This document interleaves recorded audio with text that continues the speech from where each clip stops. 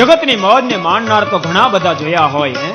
કોઈના રિસેપ્શનમાં ગયા હોય ને મોજ કરતા એવા તો ઘણા બધા જોયા હોય, પણ બ્રહ્મ મોજની અંદર ડૂબેલો સમાજ કેવો હોય, એના દર્શન થાય, એને પરમાત્માની મોજ ચડી જાય, પરમેશ્વર સુધી પહોંચી જાય. કારણ કે પરબ્રહ્મની મોજ જ એવી છે, અને પદાર્થની આવશ્યકતા નથી. યાદ રાખજો, આ જગતના કોઈ વ્યવધાનની આવશ્યકતા નથી. યાદ કરો, તમે ભૂલાવો ઇતિહાસ નથી.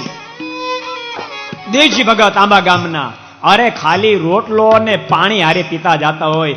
કોઈ ભિક્ષુક આવીને કહ્યું કે અરે આંબા ભગત, આ તમે દેવજી ભગત, આ તમે ખાલી લુખો રોટલો ખાઓ છો?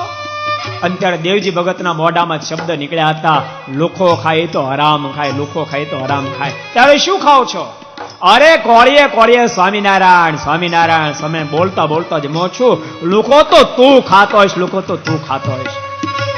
આધ્યાત્મિક જેને મોજ ચડે એને દુનિયાને કોઈ વ્યવધાનની આવશ્યકતા નથી, એને કોઈ સુખની આવશ્યકતા નથી. જેને પરમેશ્વરનું સ્વરૂપ ઓળખવામાં આવે અને આ મોજ જે માણી શકે ભક્તો, એ નિત્ય સુખી બની જાય, કામને માટે સુખની અંદર ડૂબી જાય. આ મહાપુરુષના દર્શનથી જીવાત્માની જન્મો જન્મની મોક્ષની ભૂખ ભાંગી જાય, મોક્ષની ભૂખ ભાંગી જાય, ભગવાન સુધી પહોંચી જાય.